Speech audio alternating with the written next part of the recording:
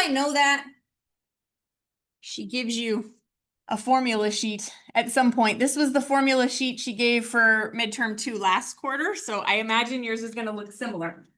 This CLT stands for central limit theorem, and when we get there, you'll see that you have your x bar instead of just an x, and it'll be approximately normally distributed with the mean of x bar approximately equal to just the mean. And when we do the standard deviation part, it's the standard deviation divided by the square root of n. That's all that's going to change in what we're doing. So let's take a look at some examples of that and see how that's going to play out. So first problem says, research shows that the curved shell lengths of turtles in the Grand Cayman South Lagoon has a distribution with a mean of 50 centimeters and a standard deviation of 10 centimeters. Those are both population means and population standard deviations because of the symbols that I used. I used the mu, that's a population mean, and I use the sigma, that's the population standard deviation. In the study, N is equal to 76 green sea turtles. So they're saying you're going to take a sample of 76 green sea turtles. And they were captured in that particular lagoon. The mean shell length for the sample was 53.5 centimeters. So this gets a different symbol. So we already have the mean for the entire population, but now I'm going to say X bar is 53.5. So we have a different mean. They gave us the population mean was 50, and they gave us the sample mean was 53.5. Okay. How likely is it to observe a sample mean of 53.5 centimeters or larger? Okay. So they also told us that the N was equal to 76. That's our sample size for the thing. Here's what they're asking. They're telling you in this lagoon, normally if you just go pick up a turtle, you randomly pick up a turtle, it's going to have a mean of 50 centimeters. That's the normal mean for all the turtles in this lagoon.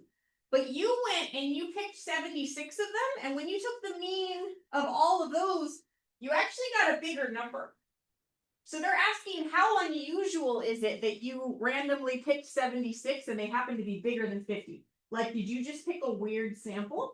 Did you happen to go find some corner of the lagoon where the food's better or something, and you just have the really big turtles over on your side? Or is it not really that unusual at all? So they're asking, like, in terms of an experiment or something, if you were a researcher and you got this as the mean, but you were expecting the mean was going to be 50, did something weird happen, or is this within the realm of normalcy? That's what they're really asking. So how are we going to answer that question? That's going to involve us going through and finding a z-score. But when we do the z-score this time, the sample size matters when we're doing it. Okay, so we're going to take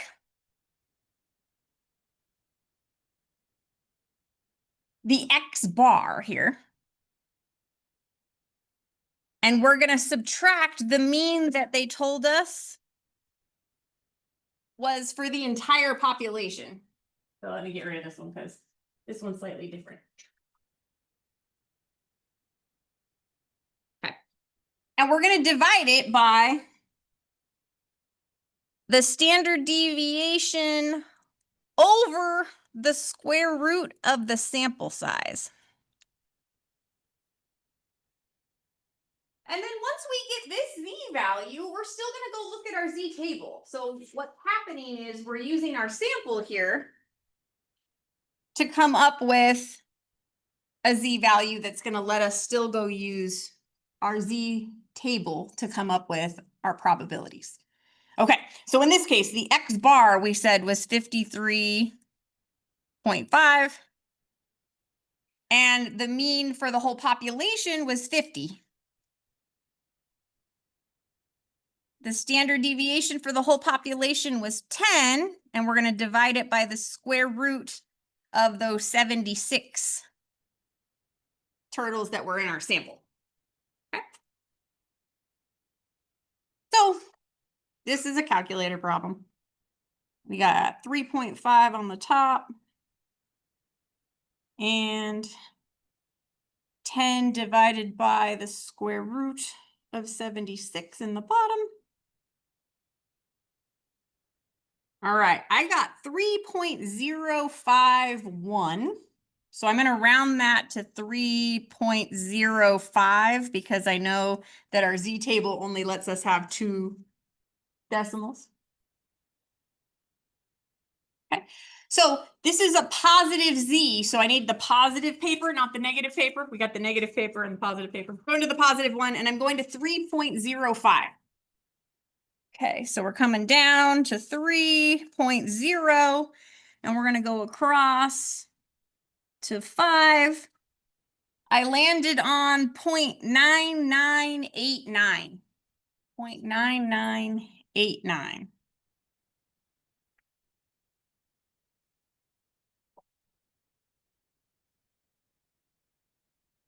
Okay, now, question for you. When we do this, we're going into the Z table to get us a probability. And so what I just got you was a probability. But what probability did I just give you? I know you're like, Jen, I hate it when you do this. Yes. What do you think?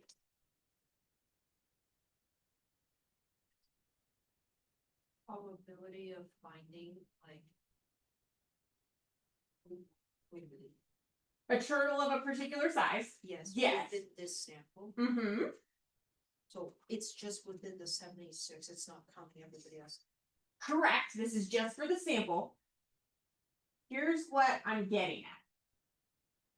I'm going to draw you a picture.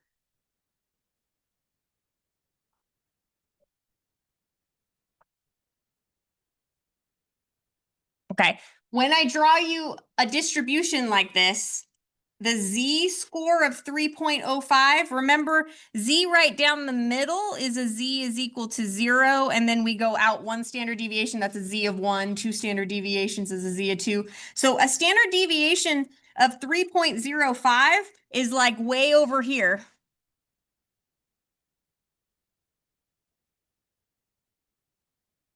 Okay. Do you remember what part is shaded when we find a Z score? All this side, right? So what we just found is all of this shaded. The question is asking, how likely is it to observe a sample mean of 53.5 centimeters or larger? 1 minus. So we're going to have to do a 1 minus on this number to get the answer to the question. Because here's what we just found. We just found this cute little tail over here. We did not find the cute little tail over there. That's what we want. We want that cute little tail over there because the question says, how likely is it to observe a sample that big or larger? That big or larger is this way, but whenever we look at our Z-score paper, it always tells you everything from the left all the way to that number. So we've got the opposite of what we want when we get this number right here. So if I say 99.89%, I'm hecka wrong because that would be giving the probability that it was 53.5 centimeters or smaller. I want or larger. So we need to do 1 minus.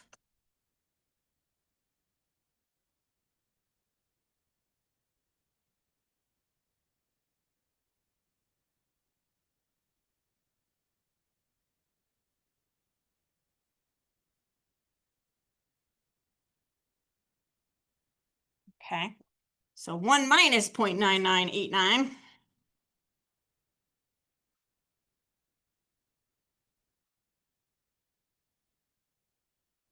is going to give us 0.0011. Okay.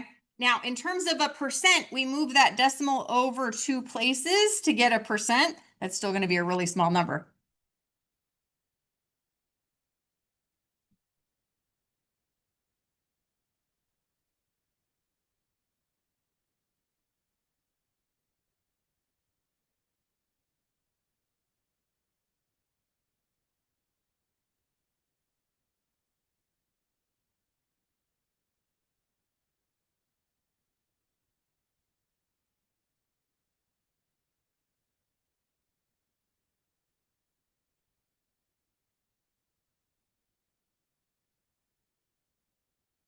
So our answer is that the probability of us having a sample mean of 53.5 centimeters or larger is 0.11%. So did you find some unusual turtles on this lagoon? You totally found some unusual turtles on this lagoon. You found some big turtles. So it was less than 1%. It was only 0.11% of a chance that you would have by chance found turtles that had a sample mean of 53.5 centimeters or larger. So you just found some really big turtles. It's unusual what you found.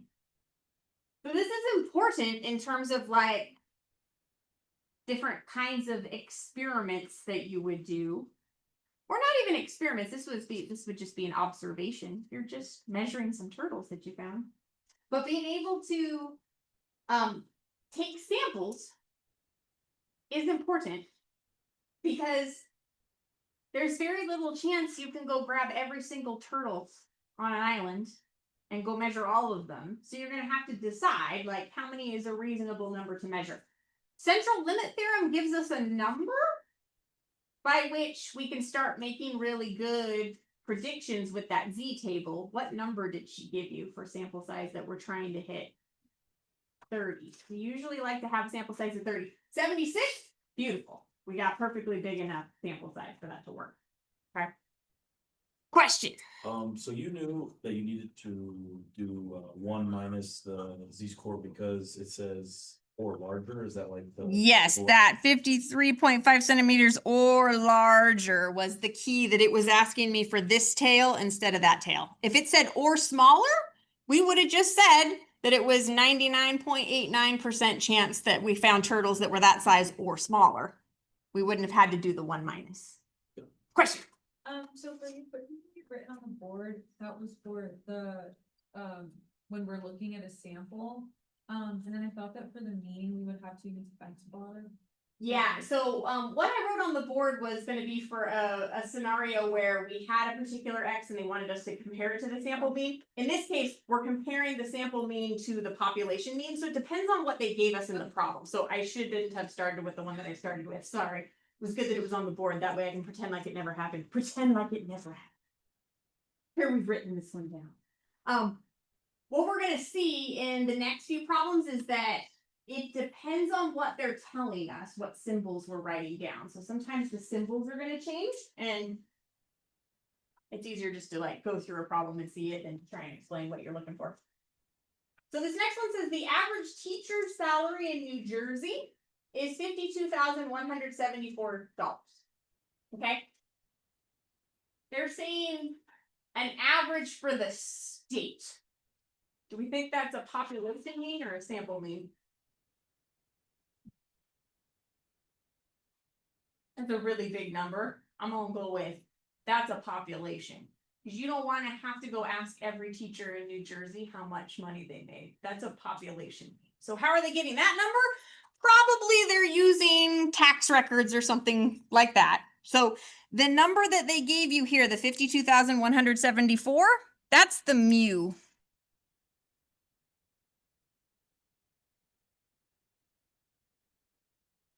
Okay. Suppose that the distribution is normal with a standard deviation of 7,500. Again, they're talking about all the teachers in New Jersey. So this is a sigma is 7,500. Okay. But now the next part of the question says, what is the probability that a randomly selected teacher, single randomly selected teacher, makes less than $50,000 per year? Okay. This is a sample, but this is not what we mean when we're doing the central limit theorem thing. When we're doing central limit theorem, we're not using a sample size of 1. We're grabbing groups of teachers. So what's happening here, if I'm saying probability that a randomly selected teacher makes less than 50,000, this is the stuff that we did in our last class. You didn't have to divide by a square root of anything. You could on this, if I divide by the square root of the sample size, how big is my sample size? 1. And what's the square root of 1? So you'd be dividing by 1, and would that change your number? No, so you could still use the central limit theorem formula. It's not gonna mess you up, but you're gonna be doing like an extra step. But dividing by the square root of 1 is not gonna change anything, okay? So this is like the problem we did last time. If we want the z-score, and I'm just asking you to take a randomly selected person to compare to our population mean and our population standard deviation, you're taking x minus the mu and you're dividing it by the standard deviation. So nothing crazy happening here. The x in this case is that $50,000. The mu is 52,174. And your sigma is 7,500. So that's going to give us a z-score that's going to tell us how unusual or not unusual is this particular teacher's salary. So I'm taking 50,000 minus 52,174 and dividing that by 7,500. Negative 0.289. I'm going to write negative 0.29 because we can only have 2 decimal places on our z table. A z-score of -1 is not that unusual because that would just mean you went 1 standard deviation in the negative direction. So a z-score of negative 0.29 is really not that unusual because you haven't even gone 1 standard deviation. You've gone about 1/3 of a standard deviation backwards. So it's not going to be a very unusual number. So we're going to take our negative z-score paper and we're going to find negative 0.29. So 0.2, and then we got to go across to the 9. I got 0.3859. So P is 0.3859.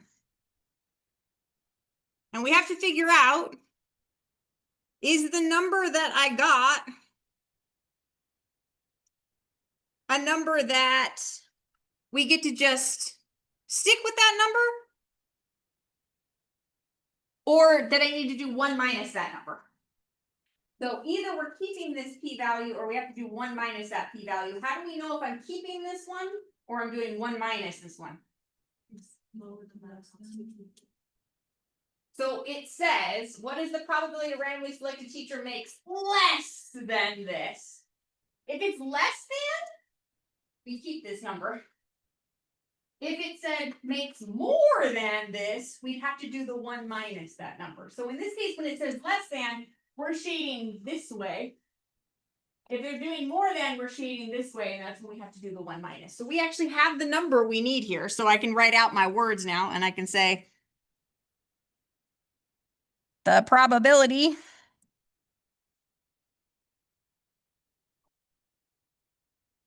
that a randomly selected teacher makes less than 50,000. I'm going to say 50K. Is 38.59%. That's not very unusual. Almost 40% of teachers make less than that. So not super unusual.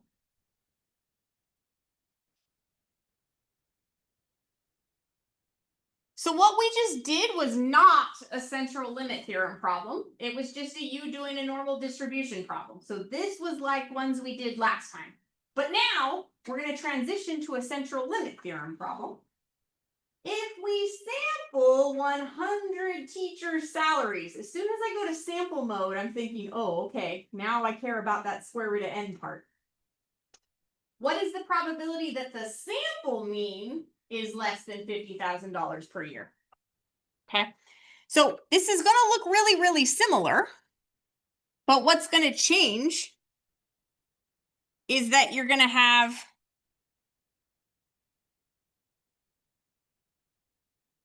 the sample mean minus that population mean divided by the standard deviation over the square root of the sample size. Taking specific samples out of the population, it automatically becomes CLT. You're going to change it over to this one. Now, can you always use the central limit theorem? Central limit theorem works when that sample size is 30 or bigger. Oh. How big was our sample size? We're cool. We can use it. So we're going to take the sample mean. Now, the sample mean in this case, so it's saying if we sample 100 teachers' salaries, what's the probability the sample mean is less than $50,000 per year? And so you might be going, oh, what do I use for the sample mean? Because it didn't actually say a sample mean. They want you to use the 50,000 there. So we're going to put the 50,000 minus the 52,174. So that part's not changing. We're still using the 7,500 for the standard deviation, but now you're going to divide that by the square root of 100. Which, yes, is 10. So 50,000 minus 52,174 is in the top.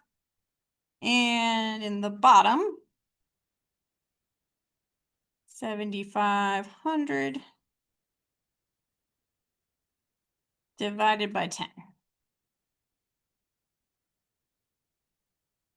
So I got negative 2 I'm going to say it's 0.898, but when I round that, that'll be negative 2.90.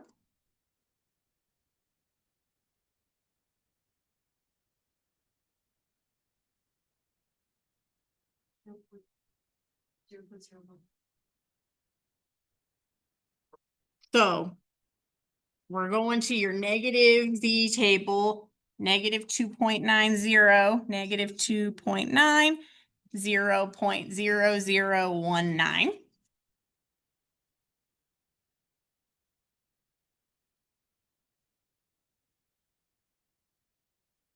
Is that the number I get to keep, or do I need to do 1 minus?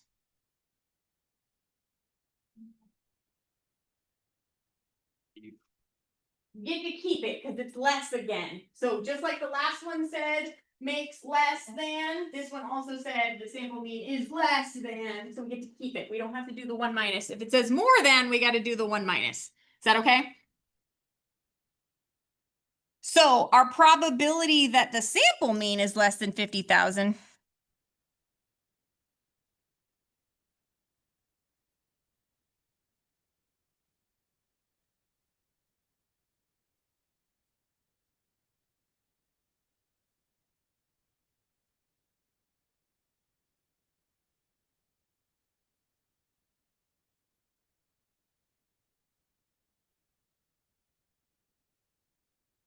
is, we'd move that decimal point over 2 places, so that's going to be 0.19%.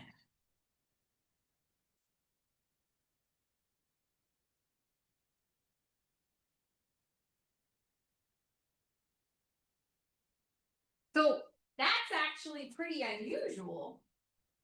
The probability of you getting one randomly selected teacher having that salary, not very unusual. But the probability that you selected 100 of them and 100 of them had that sample mean is going to be a pretty unusual sample mean. Question. So, when the sample size is more than 30, then you always use, formula we use for B, the X bar over mu. I'm going to change how you're saying that. Okay. We get to use that one. Okay. So if it's not more than 30, we have a problem. Yeah. We don't have a formula for that yet. Okay. Yeah. So when we're in this scenario, we're hoping she's giving you sample sizes that are 30 or bigger, or that the original problem is telling you the distribution is already normally distributed. And if it says that, then we don't have to worry about it, because then the sample means are also going to end up being normally distributed anyway. So if we have a smaller sample size, but the original problem says something like the average teacher's salary in New Jersey is normally distributed and the mean is this, then I wouldn't have to worry about having 30 or bigger down here for the sample. But since I don't know, it didn't say anything about that, I needed this number to be 30 or bigger. I think I have an example of that coming up. I can't remember if I did that or not. Yes, I did. Yes, Jen.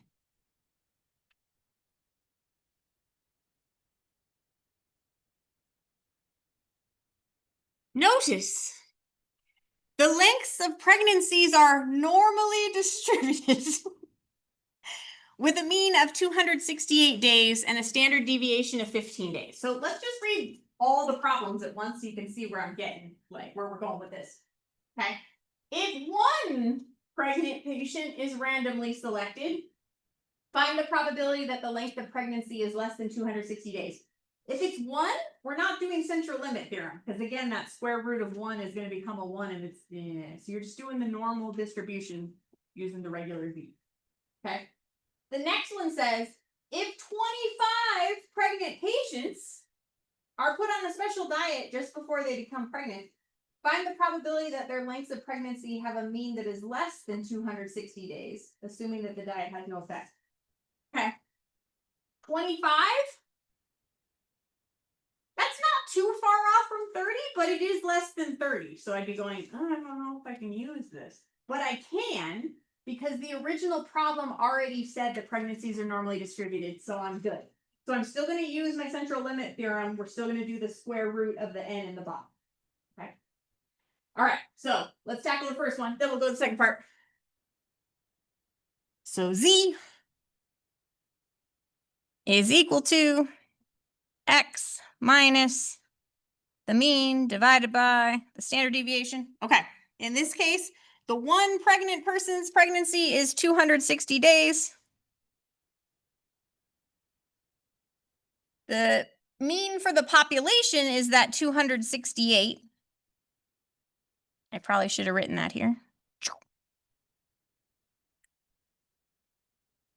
And the standard deviation sigma was 15 days. Okay, so 260 minus 268. And we're dividing that by 15. I got negative 0.53 if I round it.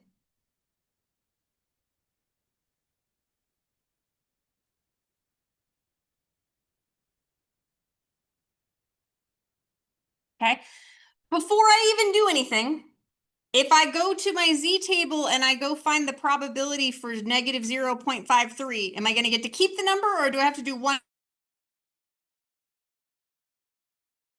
Yes, less than 260 days, we get to keep the number. So as soon as I get that p-value, we're going to keep that number. So we need the negative Z table and we're going to negative 0.53. Negative 0.5 and over to 3. I got 0.2981.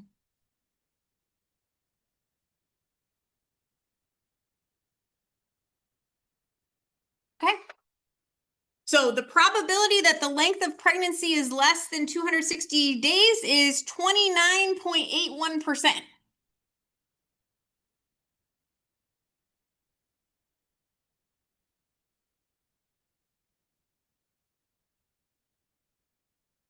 I'm being lazy. I didn't write it out in a complete sentence.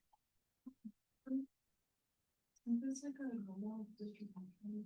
Why don't we put it over like this way? For that. I could. If you want me to put it over the square root of n, what would our n be for this one?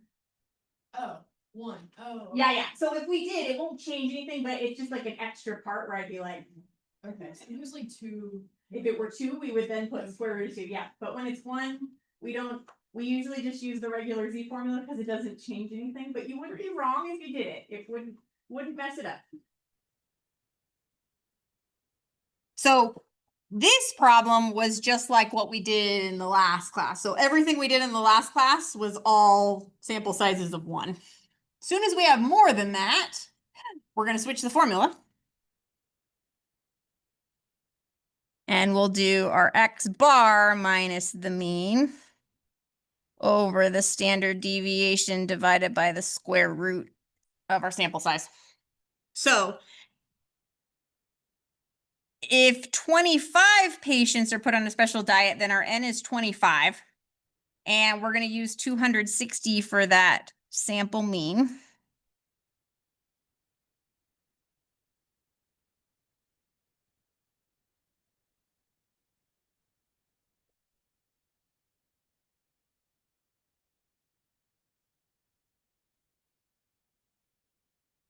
Yeah. Since our sample size is less than 30, you're still able to use this implemented. Good question. Okay. Normally we'd say no, but there was something at the very beginning of this problem that makes it so we're okay. The lengths of the pregnancies are normally distributed. If it didn't have those words, you'd be right. We'd go, our sample size isn't big enough. We can't use it. But because it said that it was coming from a population that was already normally distributed, we're good to go. We're still fine. I'll underline that. That's important. Yes. If there's a case that doesn't say it's normally distributed and we still get that 25 sample, what would we do in that situation? This is where you go, why does statistics have a full quarter for a class? Because we need some more rules. And you're about to learn some more rules, but not today. Yes. So it's coming. When we don't have a big enough sample size, we get a completely different table. It's called the T table instead of the Z table. You're going to get a whole other table. We don't have to worry about that. Not for this test. No, not for this test, but it's coming. Yeah. Yeah, whenever you're sort of like, what would we do in that situation? The answer in statistics is going to be like, oh yeah, and then they're going to have a different rule now, and now you're going to do this whole other thing. But we're not there yet. Right now we're living in the special land where we're still using the Z's, but she's going to give you a whole other table soon. Okay, so let's see, so we got a -8 in the top.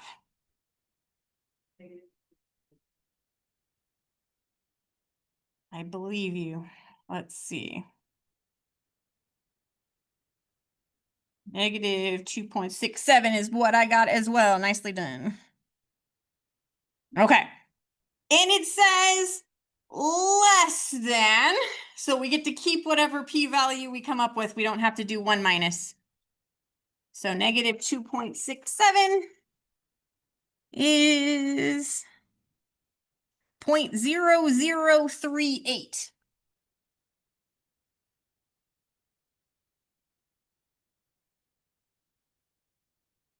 Okay, so in terms of a percent, we just move that decimal point over 2 places. That's still a really tiny number. This is still going to be 0.38%. Okay, so let's think about that.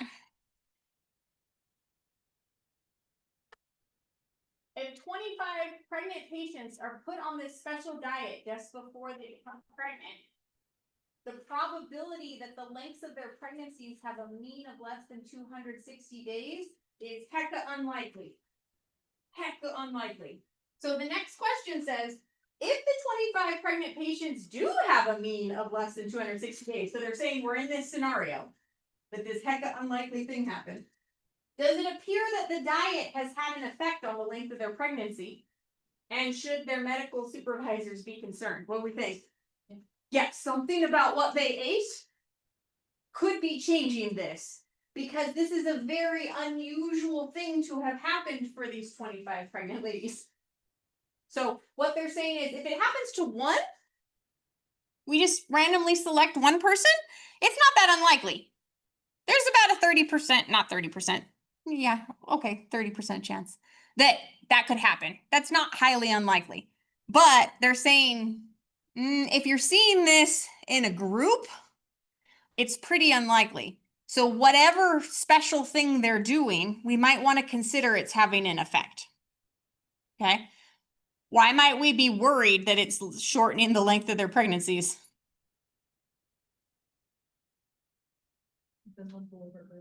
Yeah, and generally with pregnancies, they worry about it being too short.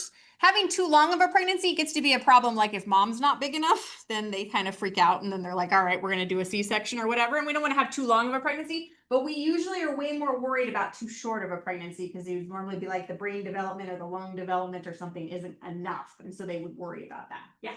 I was reading this as it would be more likely to be long, right? Because it's a mean that is less than 260 days. So then it's such a small mean, would that mean it likely be longer? Correct. Correct. So it should be. You're absolutely right. The likelihood of a pregnancy being more than 260 days is hecka likely. But here's what it says. If the 25 pregnant patients do have a mean of less than 260 days, that means they're in the really unlikely group. And so if you're looking at a group and you were just a doctor and you were like, oh, I put them all on this special diet and your group is this unusual, you might go, oh, maybe I shouldn't have them only eat fries for every single meal or whatever it is that you did. It's doing something because it made your group of women really unusual. Because you're right. This is not likely at all. It's way more likely that the pregnancy is more than 260 days. Yeah, good question. So we would say, yes, it appears that diet is having an effect.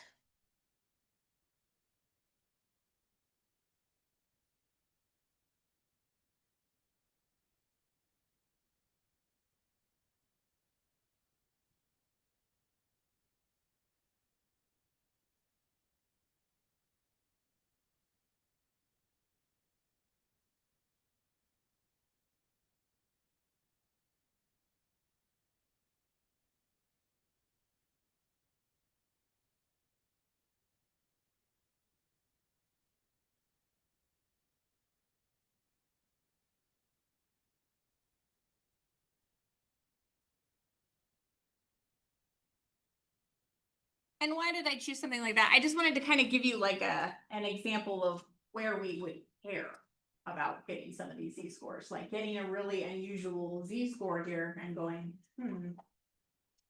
Now, before I even went and got the percent, I knew that this was going to be really unusual because the Z-score is pretty close to -3. And the closer we get to -3 or +3 in either direction, that Z-score becomes really unusual. Because remember, with our Z-scores, if you're one standard deviation away, that's just a Z-score of 1. And that's not that unusual. 68% of our data falls between -1 and +1. But if you're 2 standard deviations away, now 95% of your data is in there, but we're getting kind of close out to the tails. 3 standard deviations away is really unusual. We're getting really close to 3 standard deviations away. So even before I got that percent, I already knew this was going to be an unusual number. Question? Yeah, so if we like got this question and they said like this be unusual, and then if we just saw the Z-score, would we be able to say as a justifier? You can say it based on the Z-score, yeah. And so sometimes she does ask that question based on the Z-score and be like, interpret the Z-score. Right. And your Z-score interpretation would be, well, any Z-score that's getting pretty close to -3 or +3 is unusual. And if you forget that, just remember how those work in terms of grades.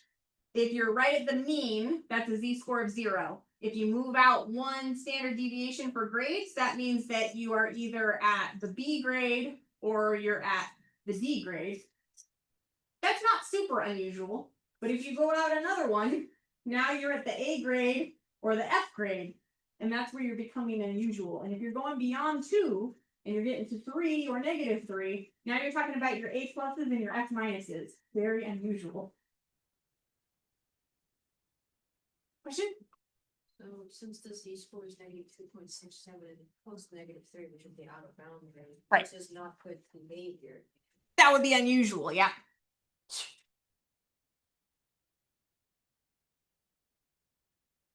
Okay. I'm assuming she didn't talk about other things beyond the central limit theorem. I'm still not. I think that's the last topic she used. At least it's the last topic on the formula sheet from last quarter, so I assume that we are at the last topic on there. So I made a practice midterm. Normal. The normal approximation to what? For the binomial, she did problems like that? Okay, I'll do some of those on Thursday then, because those are hard to like come up with one if I haven't. Okay. All right. So I made you practice midterm. Obviously, we haven't seen hers yet, so I don't know if I did a good job, but I made it similar to what her practice midterm was for last quarter. And I used questions that were similar to ones that I've already done with you, but the numbers are different. So if you're like, Jen, we already did the cars in a community college parking lot. I'm like, yeah, I know, but I changed the numbers. So the numbers are different. Okay.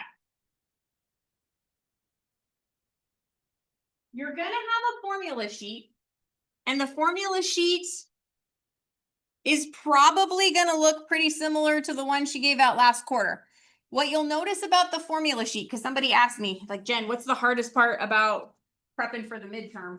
And I said, there's a lot of formulas on here, and you gotta know when to use which ones.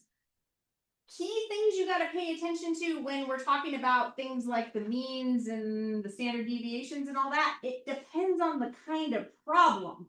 So if the problem is a uniform distribution problem, you're going to want to come down to her uniform distribution section, and she's got specific formulas for uniform distribution. If it's a binomial distribution, then your formula for the mean is very different than the formula for the mean if it was uniform. So you got to be careful. You got to make sure that you're using the correct formula for the correct type of problem. So when I look at this question, the first thing that I want to pay attention to is anything that stands out that tells me where on the sheet are the formulas coming from. The age of cars in a parking lot at a community college is uniformly distributed. Cool. That's important, because if you jump into this problem and you forgot to pay attention to what kind of distribution, you're going to mess this up. We need to know we're in the uniform distribution section. Okay. Uniformly distributed from 6 months to 7 years. What is the average age of all the cars in the lot? When we use the word average like this in English, what are they really asking you for? They're asking for the mean. So this is saying, yo, what's the mean? We're in the uniformly distributed section on the formula sheet. And on her formula sheet, she's got that the mean is A plus B divided by 2. Okay. What's the A and what's the B? The minimum and the maximum. Yes, the minimum and the maximum. And you're going to be very careful right now, because your gut is going to tell you the wrong thing when I ask you what is the minimum here. Yay! You didn't fall for the trick. Yes. Very likely, if you're not reading this carefully, that you're going to say the minimum was 6 and the maximum was 7. And if you do that, you're going to mess up, because it says 6 months and 7 years. We need to make sure we're using the same units. So if we change that 6 months into 0.5 years, then we'll do this correctly. So we're going to be very, very careful here to pay attention to the units. So I'm going to change this 6 months into 0.5 years. And then that's my A.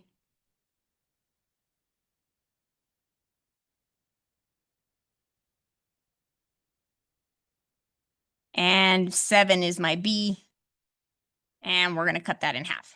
So 7.5 divided by 2 is 3.75.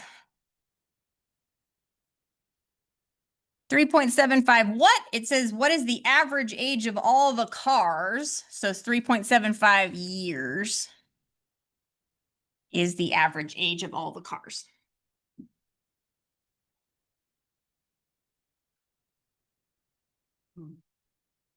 All right, now it says, find the probability that a randomly selected car is less than 2 years old. Okay. When we have a uniform distribution, one of the things we need, because the uniform distributions always end up being rectangles. And our rectangle, the smallest number is going to be that 0.5. And the biggest number is going to be 7. So we're going to have a rectangle that looks like this, which means that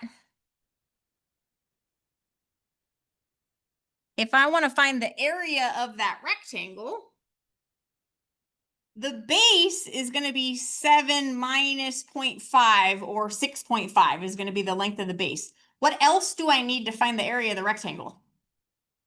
The height. The height always comes from the probability density function, or the PDF, if she asks you for that separately. I don't have that written on here as a question, but she could ask you for the probability density function for the uniform distribution. On her formula sheet, the probability density function for your uniform distribution is always this f of x is equal to 1 over b minus a.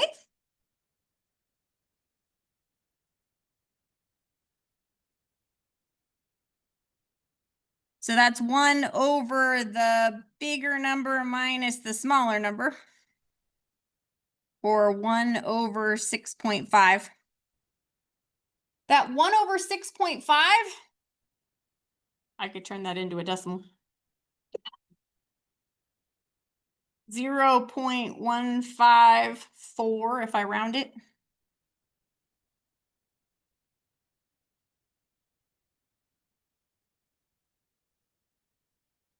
That's the height of the rectangle. So the PDF is always going to be the height.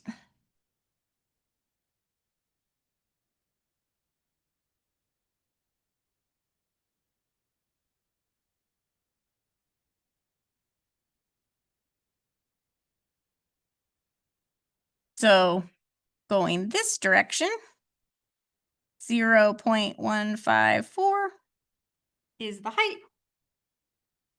Going the other direction, 6.5 is the base. That's going to be the area of the entire rectangle. So if I go all the way across,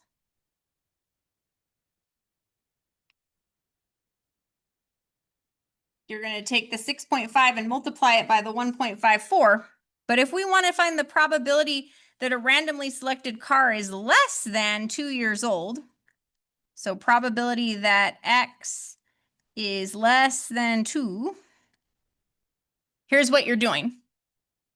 You're making a fraction, and you're going to put the area of the whole thing. And the truth is, if you multiply out the 6.5 times, I put the 1.54, but let me actually write what it originally was. This is equal to the 1 over 6.5. Sorry, I meant to do that. 6.5 times the 1 over 6.5 is going to give you the area of the entire rectangle. That's always going to come out to be 1. Does that make sense? So the area of the whole rectangle always comes out to be 1. 6.5 times the 1 over 6.5. That's the whole rectangle. But we want the probability that it's less than 2 years old. So what that looks like in terms of your picture, if that's 0.5 and that's 7, then 2 is maybe like here-ish maybe. We want the area of just that rectangle. The bottom's going to be 1, so like, do you even care about the bottom? Probably not. The top is going to be the area of just that rectangle. So if I want the area of that rectangle, the base now is 2 minus 0.5, or 1.5. times the height. So you can either use the 0.154 or the 1/6.5. So I'm gonna put 1.5. Because 2 minus 0.5 gives us that. That's the base times the height. 1/6.5.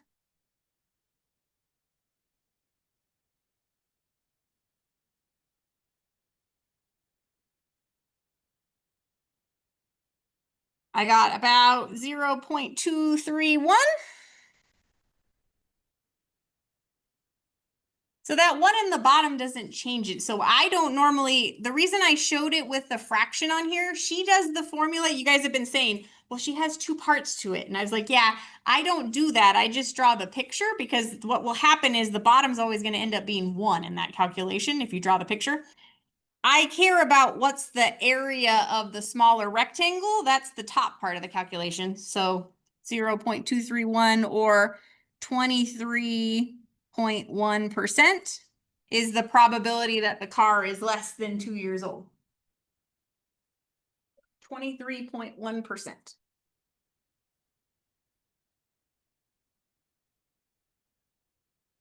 Question. I know, if the question would ask us, find the probability that a randomly selected car is exactly 2 years old. I think it would be 0. Yes, good question. She has in her notes, and there's like one line. So there was a homework question that came up, and people were like, why is it 0? And I was like, okay, here's why. If it said, find the probability that a randomly selected car is exactly 2 years old, not less than 2 years old, here's the problem. When we do these probabilities, you're finding areas of the rectangle. If it's exactly 2 years old, then literally you don't have a rectangle, you just have a line. And the area of the line, like in geometry, there is no area of a line, it's just 0.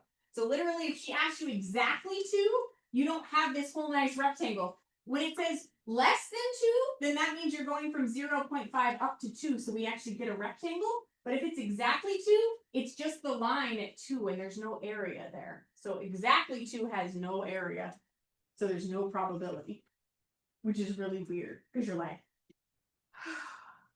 how is there probability that's exactly 2 is 0? But that's going to be the case if whenever she asks you probability of exactly that, when it's a uniform distribution or a normal distribution problem, it's always going to be 0. Good question. We're doing an area of the rectangle.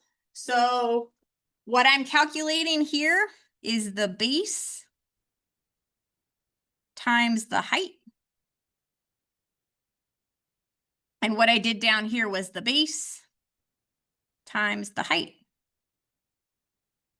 When it was the entire rectangle, we did 7 minus 0.5, and that's where that 6.5 came from. That was the base. The height is always going to be this probability density function, which is the 1/6.5, so that part's not going to change. When we're just doing this little rectangle, you're doing 2 minus the 0.5, which makes that base 1.5. So it's when you're doing the rectangle part, it goes from 0.5 up to 2. That's the length of the base. Base times the height.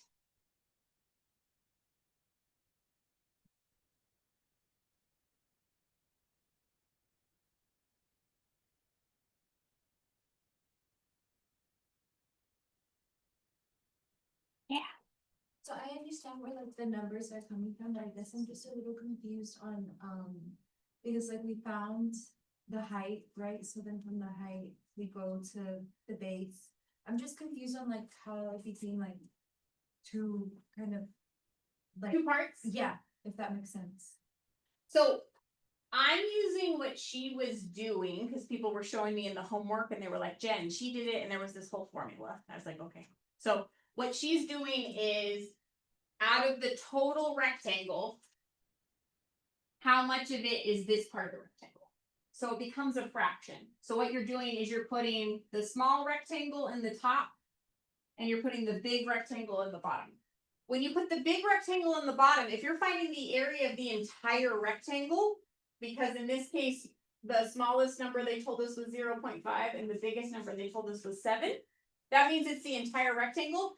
That's always gonna come out to be 1, no matter what. So I normally wouldn't even bother to do this bottom calculation, because I go, well, it's the entire rectangle, it's always gonna be 1. So I would have just done the top calculation, which means I would need to find the base times the height. You always get the height by doing the probability density function. That's always going to be 1 over b minus a. Every time we do a uniform distribution problem, that's always going to be the height of the rectangle. So this 1 over 6.5 isn't going to change in the problem. What is going to change is the length of the base.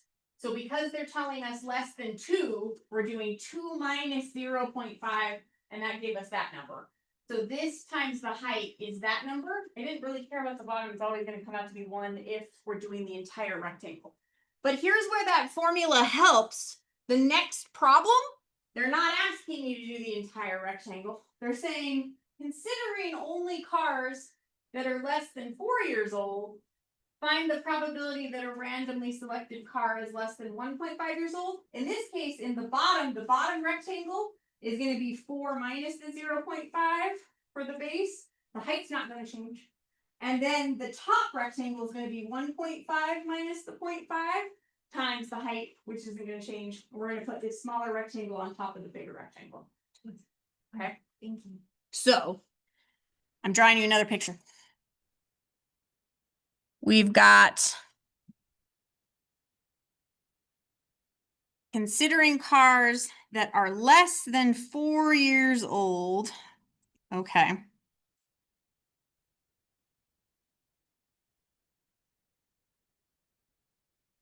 Guess I'll make it purple again.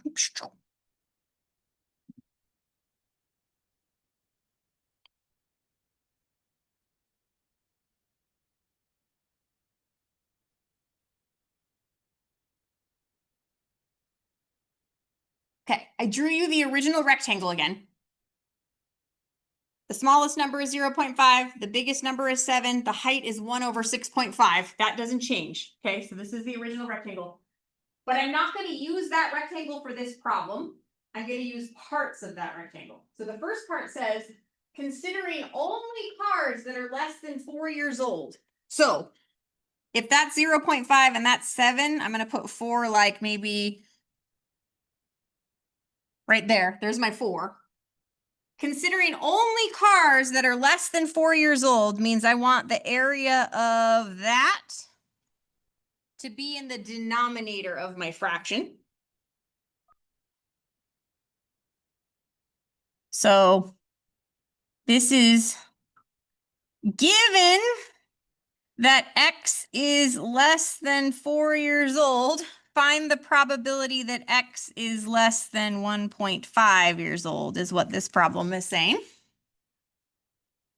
Considering only cars that are less than 4 years old, find the probability is less than 1.5 years old. So this is a fraction where we put the rectangle going just up to 4 in the bottom, and we put the rectangle just going up to 1.5 in the top. So let's do the 4 one now. We're not doing the whole rectangle. We just want the area of this rectangle. So the biggest number is 4. The smallest number is 0.5. What's the length of the base from here to here? 3.5.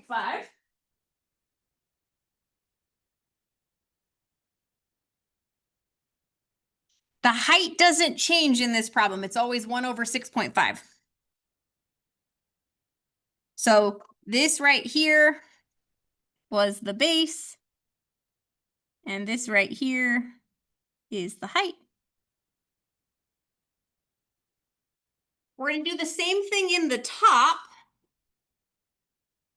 but now I want 1.5 to be like right here. So I just want the area of that little rectangle. That's going to be in the numerator. So you're just going out from 0.5 to 1.5. What's the length of this base? 1, and the height doesn't change.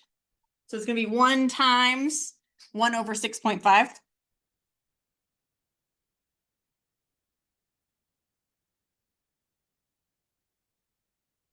So again, this one is your base. And this one is your height. So in the top, you have 1 times 1 over 6.5, and we already calculated that that's about 0.154. In the bottom, you have 3.5 times 1 over 6.5.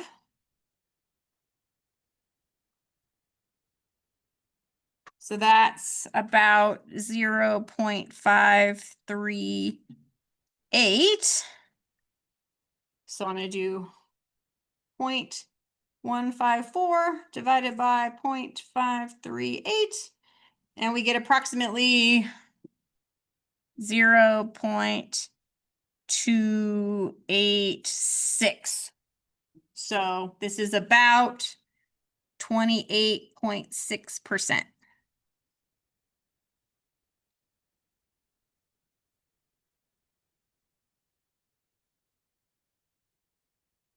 So of all the cars that are less than 4 years old, about 1.5, if the ones that are 1.5 years old or less, make up 28.6%.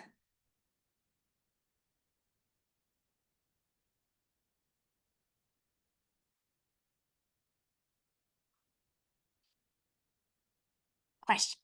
How did you figure out which parts went on like the top and the bottom, like the first fraction, so like the probability of X being less than 1.5, given that it's less than 4 years, how did you figure out like where to put each of the parts of the fraction?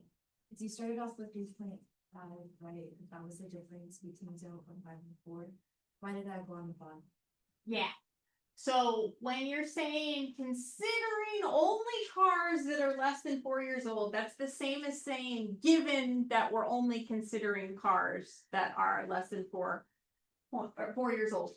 Then when I put that down as the thing we're considering, then find the probability that it's less than 1.5 has to go here.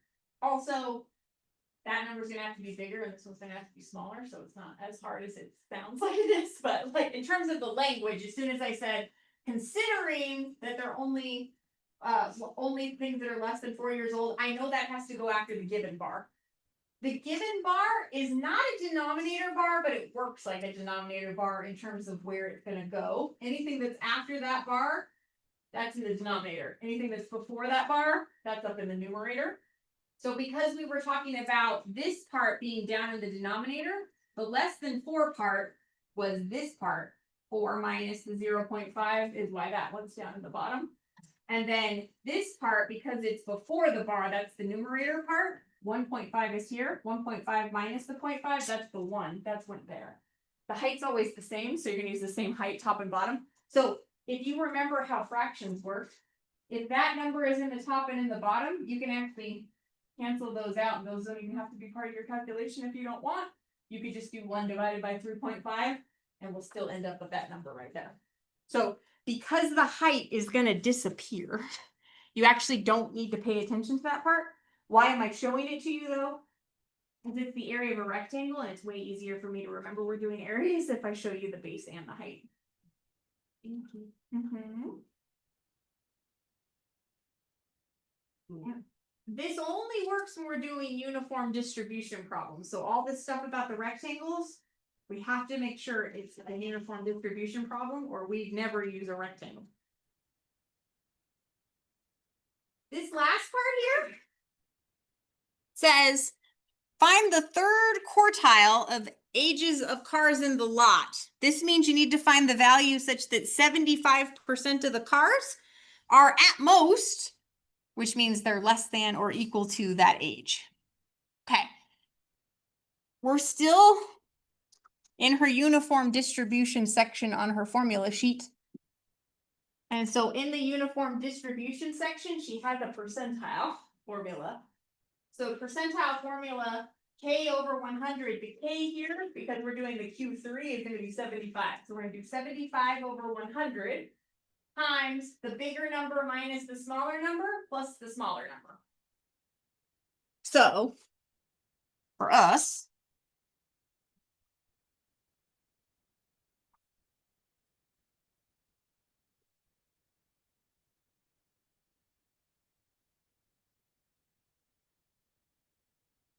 K over 100 is going to be 75 over 100. The bigger number in this problem was the 7. The smaller number in this problem was 0.5. And we're going to add it to the smaller number. So we have 3/4 times 6.5 plus 0.5.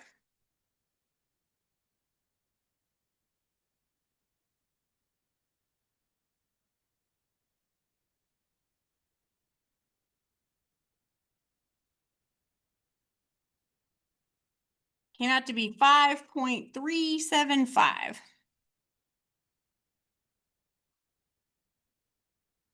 5.375. What? They want us to say the age at which 75% of the cars are at most that age. So this is going to be years. 5.375 years.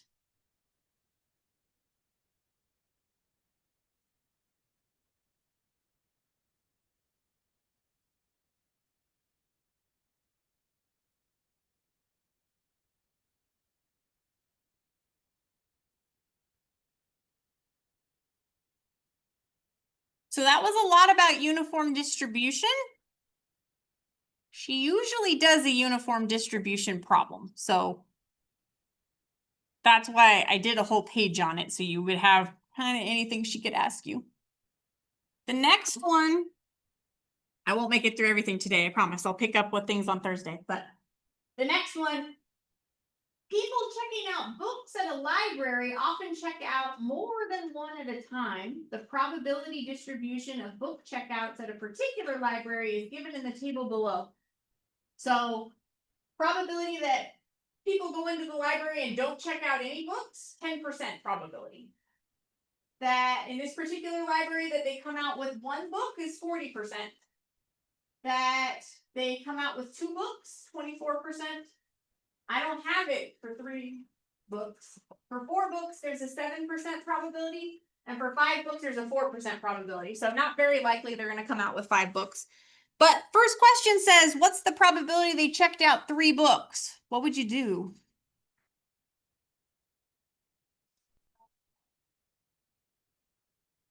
Yes, so these all have to add up to 1.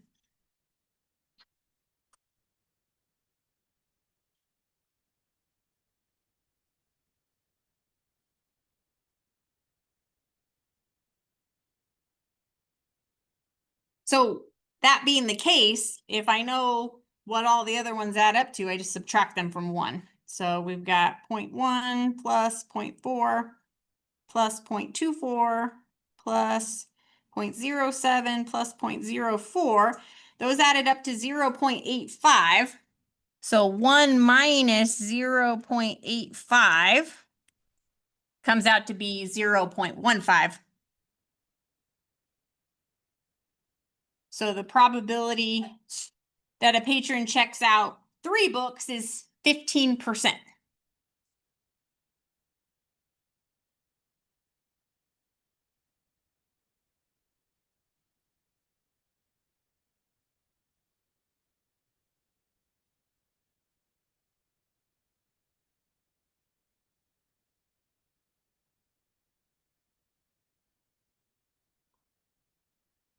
Find the probability that a patron checks out at least 4 books. At least 4 means they could check out 4, but they could also check out 5. So we would take 0.07 plus 0.04 and get 0.11 or 11%.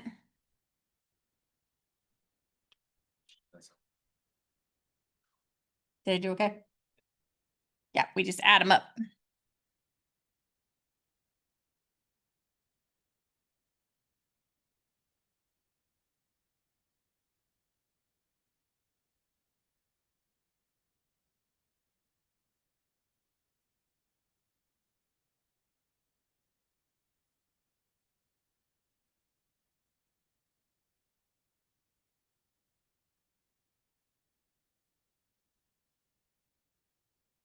Find the probability that a patron checks out at most 2 books. At most 2 means they could check out 2 or 1 or 0. So 0 is a 10% chance, 1 is a 40% chance, and 2 is a 24% chance. So that's going to be 74%.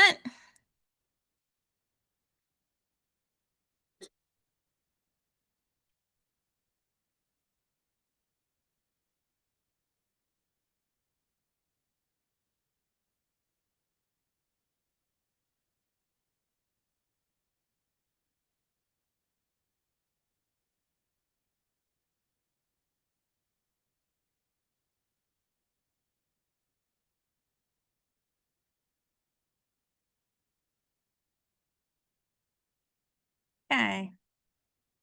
So those ones aren't too bad. Last part, do you remember?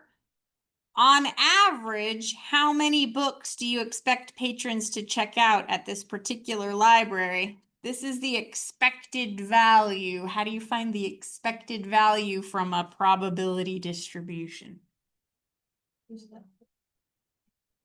It is the average. How do you calculate the average from one of these charts?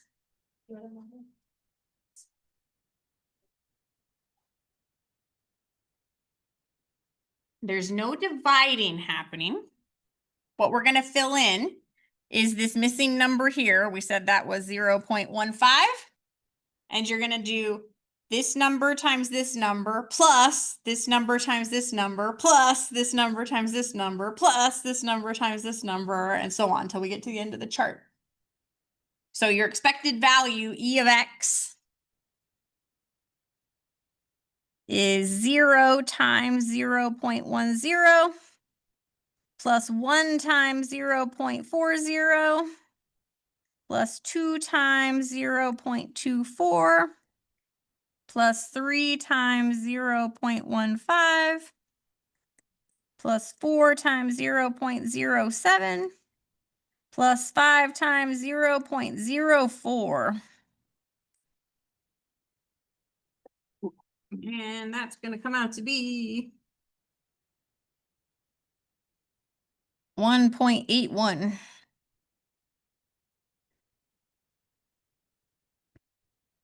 So on average, we expect people are going to check out 1.81 books.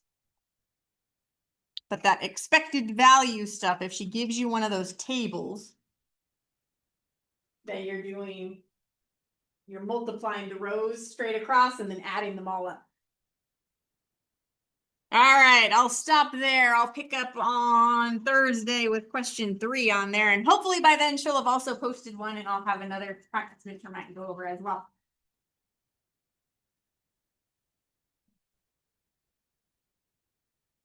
So for the one we just did, we only do this if we're given this table, right? You've got to give you at least some information about the probability density function, or you wouldn't be able to do that. Let me go ahead and stop recording.